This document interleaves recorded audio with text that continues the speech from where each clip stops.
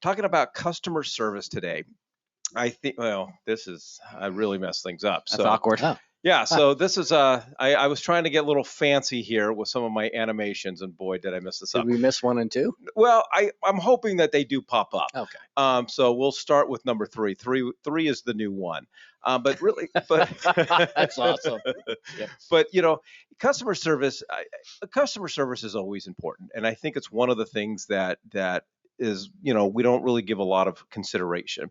It is a very, very competitive market out there, and especially talking buyers off the fence and sellers off the fence for that matter as well. And it's so imperative that we really focus. I mean, stores, companies, they do so much extensive training for their employees on customer service. And we all know the difference. When we walk into a restaurant, we know the difference between good customer service and not so good customer service. And oftentimes, when that customer service isn't there, we make that decision that, you know what? We're not, the food better be good, because if the food isn't really that good, It has to make up. I might not be going back. So, point number one, we have to have extensive market knowledge. We talk about so much on our team. Back in the old days, we were the source of the information, and now with the internet and social media and national news and things like that, our buyers, our sellers, our prospects, they're coming with these preconceived notions of what's going on in the market, and it's so imperative. They are looking to us as the experts. They want to be led. They want to be persuaded to make a decision, and they're looking for somebody to come along and help them with that. And oftentimes that really just comes down to having market knowledge. You have to know trends. Okay, and everything that I love that Maricopa report card, Matt. Totally. That thing was Yep. I'm Nice. using that Wednesday, right? Yep. You got to know the trends. You got to know the stats. You got to know the numbers. With what you go through every single Monday morning, you got to know the interest rates when you're having a conversation. And I love the fact that Matt brought up job numbers. This is one of the things that I focus on, because the job numbers, to me, is one of the most persuading arguments for my clients, because if inventory is low and our employment's high and we're continuing to add jobs, there's just no mathematical way that anything catastrophic can happen to our market. And then, of course, you got to know guideline changes. Yeah, and again, there's so many different sets of numbers. Like, for instance, Matt specifically said Maricopa. If you're looking at Pinal, those numbers don't work. If you're looking at Coconino, those numbers don't work. Sure, are they trend numbers? Yes, but they're not the same as the local market you're working. It's the same thing as my numbers. My numbers are MLS related. So if you're working a specific portion of the area, if you're working Vistancia, you're working, Encantera down in the Southeast Valley, you're working Verrado, those numbers are going to be different in themselves. And so that is why you are the local expert. That's what makes you the local expert. But you need to know the larger number also to kind of identify. Like, for instance, Matt was talking jobs. I love jobs.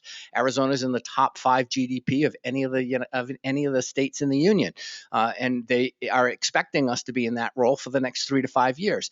And what does that mean? And we follow population, Mike. I mean, realtors follow population. You have to follow population. That's the number one thing. Jobs are important, yes, because that's how people afford their homes. But when population is increasing, that is a good sign for that particular state. It's bringing new dollars, new taxes, new income, new expenditures into that particular marketplace. So jobs is always the first thing, and population, and then of course jobs to be sustainable. And I would just focus on the last good experience you had out in the world. Customer service is much more than just being nice and polite to someone. It's what you guys are talking about. The last time you've been to a restaurant where the waiter knew every single different option on the menu, when you're shopping for a car and the individual you're talking to can give you stats on not just their vehicles, but the competitors' vehicles. That's a true experience that you're going through. This is what realtors today lack. The new agents coming into the marketplace that are scared to death to pick up the phone, to knock on doors, to have real estate conversations. It's the confidence to have conversations around real estate. This is exactly what, they're giving it to you. This is what you should be focusing on. Spend some time in your week, in your day, in your Yep. month, learning and focusing, and you will have the confidence really quickly. So Gary Vaynerchuk, if you've heard of him, if not, do a quick Google search. He started his whole empire working in his father's liquor store. He researched wine and would read wine magazines while he was sitting at the cash register. He then started doing talks about wine. He started doing YouTube videos about different tastings of wine. And now he is one of the most famous marketers in the world. It costs thousands, 50 grand to have Gary Vee come talk at one of your events. And he just started researching wine. And I'll come to your next event for $50. So Thanks, buddy. okay. Well, wait a minute. Isn't that part of your sign?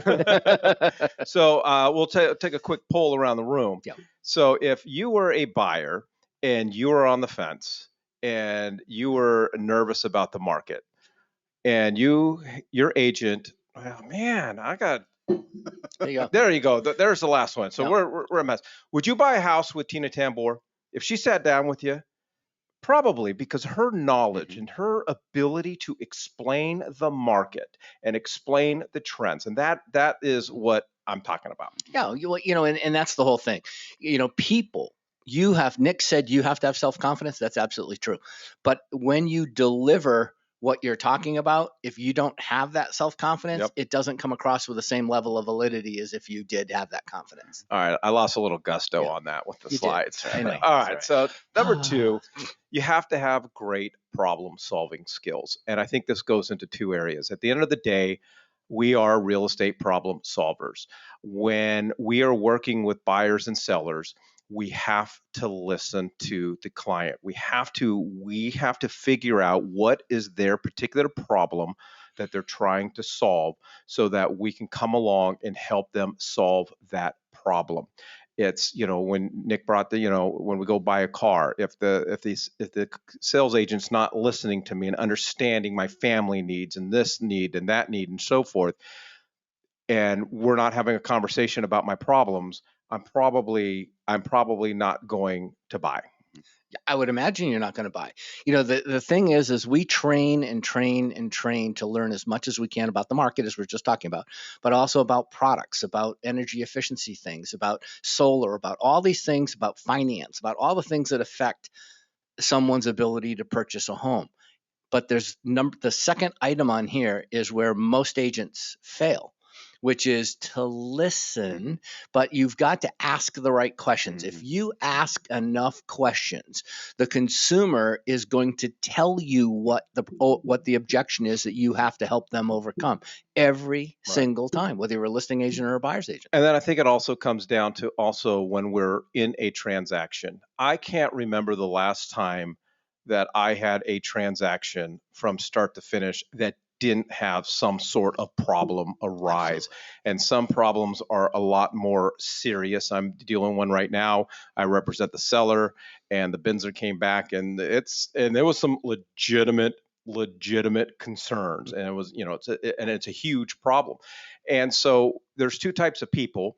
When problems arise, there's the agents that run towards the fire and agents that run away. We have to be those firefighters that run to the fire. We've got to address those issues right away. And when problems do arise and you don't know the answers, we got incredible support staff here at West USA, whether it's one of our 5 brokers, whether you have a coach or you have a team leader, your office managers, corporate staff. I mean, there's really no excuse not to get the assistance that you need. But when a problem arises, and I know in your position, Nick, you work with a lot of agents here at West USA, and a lot of challenges do arise. You got to run to the fire. You got to solve that problem. Well, I mean, there's a lot of things here. I think one of the big things is how you run to that fire. How do you deal with that problem?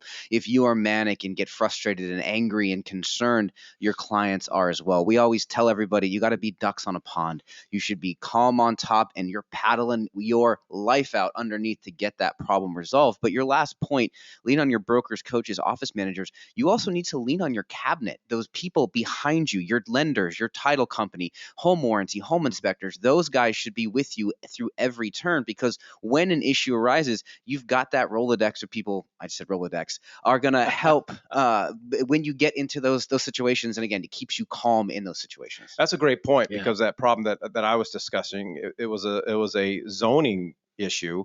And I flat out, I just couldn't get the right answer. And I just called up Anthony Cucci with HCP. And he had nothing, because I represent the seller. He had nothing to do with the transaction, but he was willing, because his expertise in this area is far greater than mine. And I shouldn't be A complimenting lot of things. Anthony A like lot that. of things Anthony's more than. But Yeah. it was just his willingness, because he is part of my cabinet, part of my team, and his willingness to jump in and help. Totally. All right, and that's kind of leads into clear communication skills. This is communication, or customer service falls apart when there are poor or little or no communication going on. Communication is absolutely everything. Going back to the restaurant analogy, I would much rather walk in and have the hostess say, listen, we are short staffed. It's going to take extra long for you to get your food than for me to just sit down and experience it. And that's where I get frustrated. But with your buyers and sellers, you got to set clear and concise expectations of your time, of how you operate, of when do you work, when are you going to take calls, what they can expect from you as far as weekly updates or whatever the case is. Whatever your process is, whatever your systems are, however you negotiate, however you handle a transaction, that should be communicated clearly so that there aren't any surprises. And then I always just maintain, put everything in writing. Well, yeah. Writing was really an abstract from clear communication, but then again, at the same token, recapping everything with writing is always exceptionally important. This brought to mind, as soon as you brought it up, was Michael Mayer's book, 7 Levels of Communication. Bam.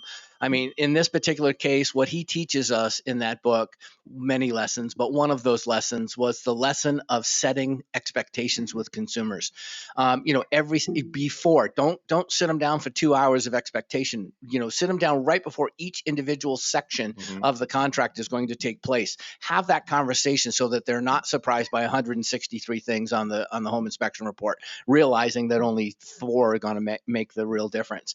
Things of that particular nature. It's real important, though, that we help to your point about it would be nice if you went into the restaurant and they told you that, because you might have visited that restaurant many times before and you were walking in expecting different performance than you're about to receive. But if someone told you that we're experiencing this, you have 2 choices. You can, help us and experience this with us, or, obviously, you can make the election to, unfortunately, go somewhere else if that's going to be an issue for you. But imagine how you would feel if you were trying to get to the game and you went in for dinner and you're normally 45 minutes and you're out of there, and all of a sudden you're an hour and a half and now you're late. Yeah. Expectations and communication are 2 of the biggest things that you can focus on your business in every walk of your life, not just your business, what I meant to say. If you don't set expectations, the other person's going to set their own, and they're always going to be extremely higher than what your expectations are. So if you have those conversations, set your expectations, and then if you meet them, as we always talk about, then they're going to be blown away by your customer support. I think this is a fantastic 3-pack, Mikey. We could do an hour on And this. actually, I like the way it laid out. I think number 3 should have been number 1. I think you did it exactly the way it needed to be. That's the way I Don't intended give it to him be. three- Yeah. 3, 1, and 2. Come on. That's the way it should go. A, B, and 3. All right. Well, it is all about customer service, and going back to market knowledge. I mean, you can rest assured. I've been doing this a long time. If you focus on customer service, you're going to be doing a lot more and a lot better than most agents out there. And it's not that agents don't want to provide great customer service. They just don't know how to provide great customer service. And so I oftentimes, and my wife and I, when we go out, mostly to dinner or whatever the case is, when we have great customer service, we talk about that. And we share it with our friends. And then for us as business owners, we talk about, boy, how can we implement that into our personal business? As a lead-in to our guest, I was just happened to go on to Rise this morning, and Mindy there was a video of Mindy doing her fourth aspects of scarcity in the sales business, and she nailed it. But she did it in such a quick format that it was just amazing. I highly recommend anybody go to Rise and check it out. All right.